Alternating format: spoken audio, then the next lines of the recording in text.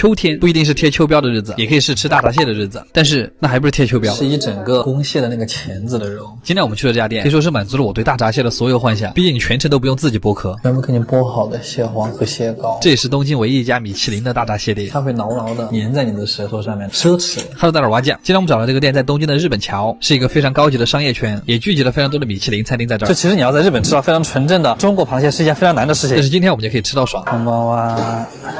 我是做包间，我就坐右边吧。非常的害怕，但是也非常的饿。好了，我们废话说太多，直接开始吧。这是今天打头的小凉菜，红彤彤的糖腌番茄，就像小时候妈妈做的。然后正餐前还会有小肥汤，这个汤应该是勾了芡的，喝起来很浓稠。哎，越喝越饿。入秋之后的第一口蟹肉，给大家表演一个空口吃蟹肉，它是现拆的蟹肉做的塔，然后上面点缀了一点鱼子酱，一勺送进嘴里，满满的蟹肉，一下又打开了味蕾。接下来就是螃蟹界非常出名的一个菜，醉蟹，一生一熟，熟的就叫熟醉，生的就是生腌。打开生腌蟹壳的那一瞬间，它已经帮你把蟹黄、蟹肉之外的东西都挑走了，它这个味道我觉得非常的神奇。先是那个微甜，然后再是膏黄的鲜嫩绵润，吞下去之后嘴巴里都是酒香，再来一口挂水的那种。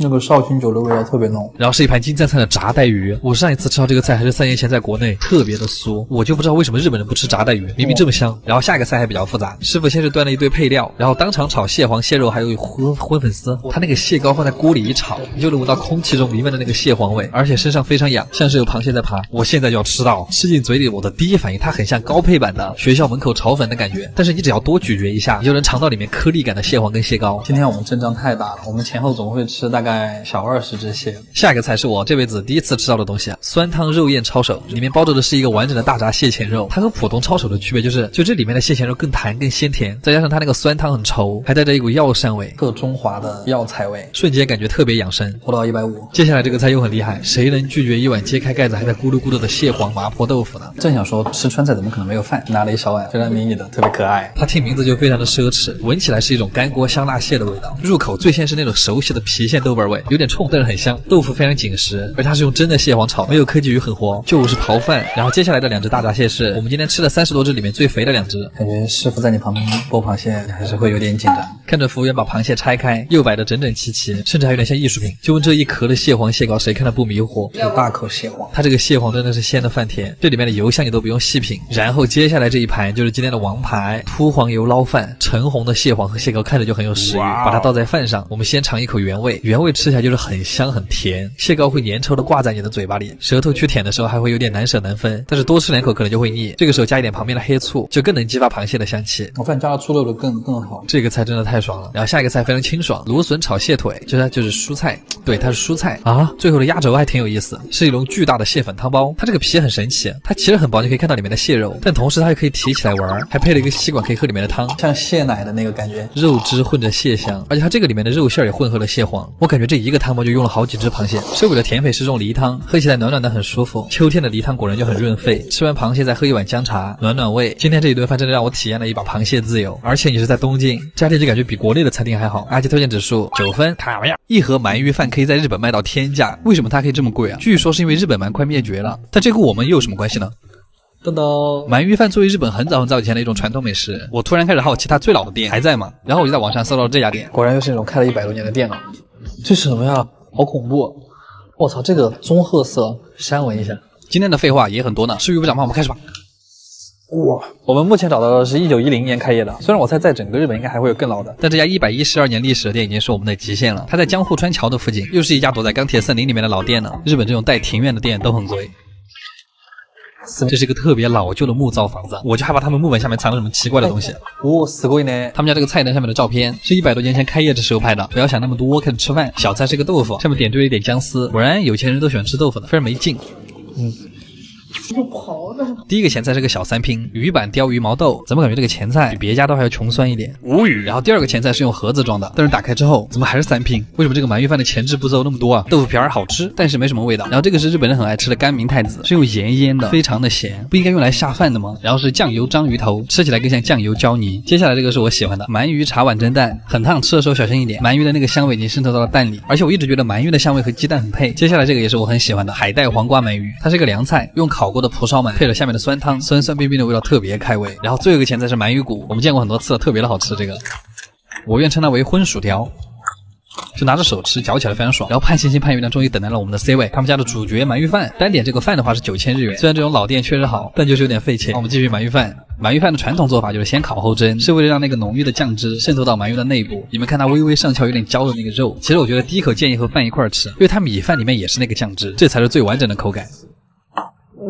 你其实夹起来之后闻到的不是酱香，而是那个炭火的香味，因为鳗鱼的肉特别容易附着那个炭的味道。焦炭烤鳗，鳗鱼中间的部分就是要这种一筷子能够夹断，从肉到里面的刺儿都是软的，但是皮一定要是焦的。会放很多的。哦，只有现杀的鳗鱼才能看到里面白花花的肉。接着中途来一口腌萝卜。据说先烤后蒸是为了锁住鳗鱼最原始的鲜味，所以才会有那种肉眼可见的鲜嫩程度。果然老店的黄肥鳝还是不一样，然后会上一碗鳗鱼干做的汤，烤过的鳗鱼干会让这个汤带上一种苦苦的茶香。最后是一牙哈密瓜，这东西在日本还不便宜。最后我们2个人一共吃了这么多，好像还有点贵。阿基推荐指数8分。尼泊尔料理，等一下它是什么菜啊？其实尼泊尔是个什么地方我都不知道，更别说这个地方的料理了，我脑子里面一片空白。但是我还是去查了，我网上搜到的图直接把我看饿了。对，它应该不是那种普通的辣椒。于是我就去选了一家东京评分最高的尼泊尔餐厅。又到了吃异国料理的日子啊！它在一个非常破的楼里面，连续4年获得日本的百名店。2017、2018、2019、2022。进店之后的装修不知道为什么会有一种西双版纳的感觉。すみません。16時45分予約した料です。尼泊尔人说日语，少々お待ちください。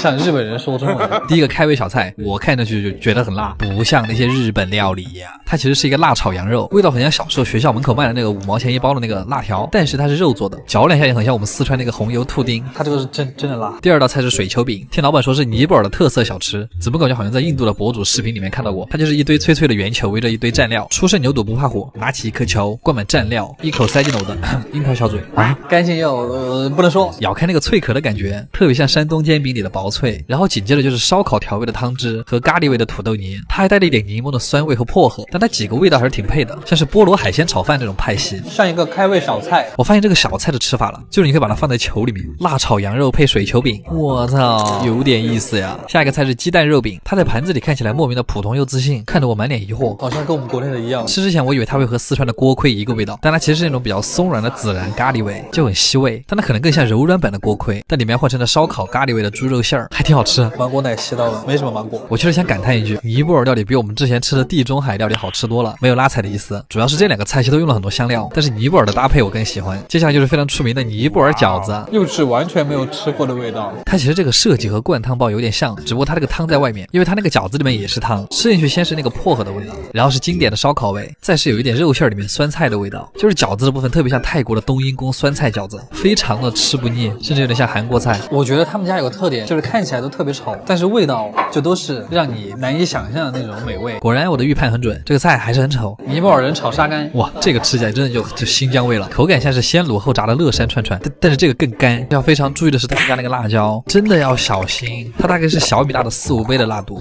我有个四川的滇面烧底。下一个菜是炸蔬菜，这个吃起来像韩国泡菜饼，油香蔬菜，活不到150了。下一个菜长得很像印度的芝士馕饼，然后我跟你说这个味道巨奇妙，我来形容一下，就是它像东北糖里面加了芝士，然后有一种很浓烈的水果味，就是它不仅有奶香，它还伴随着一股介于蓝莓和百香果之间的水果味，有点接近香蕉或者菠萝味的印度飞饼，深入舌根的奶香味。这家店不愧是拿了4年的百名店，太惊喜了，这个味道。最后一个端上来的菜是他们家的主食的主食，中间那个造型，它这个吃法好像还有点复杂，大概就是用中间那个糊就着各种配菜吃，它这个特别适合没有牙齿的人吃，它不需要咀嚼就可以很顺利的滑进你的食道。这算精致碳水吗？羊肉咖喱吃起来特别像国内的烧羊肉，就是这一圈菜吃下来都有一种莫名的咖喱味儿，现在我感觉空气里都是咖喱味。好啦，每次吃这种异域料理其实还是挺有意思的，可能体验不同味道的旅程才是最开心的吧。阿基推荐指数8分。卡玩意儿，我们吃了这么多才吃了7000块。你们好奇吗？把牛排做到全美国公认第一会是什么样子？我也没吃过，不过牛排不就是煎个肉吗？有什么好装的呀？今天这家餐厅可能会稍稍的有一点点贵，它是在去年的年底登陆的东京，现在已经过了整整1年了，它还这么难约啊！所以我们今天还是要去见识一下纽约名副其实的第一牛排馆 Peter Luger。他在过去的135年都被评为全美第一的牛排馆，到底是因为什么？好大的排面啊！他要是不好吃，我会把他骂死。我也是最近才预约上，又到了乱花钱的日子。他家在美国纽约有2家店，然后第3家开在了日本的东京，就在惠比寿那个地方，全日本最好的餐厅都在那儿。站在他家店门口，有一种莅临美国哪个富豪庄园的感觉。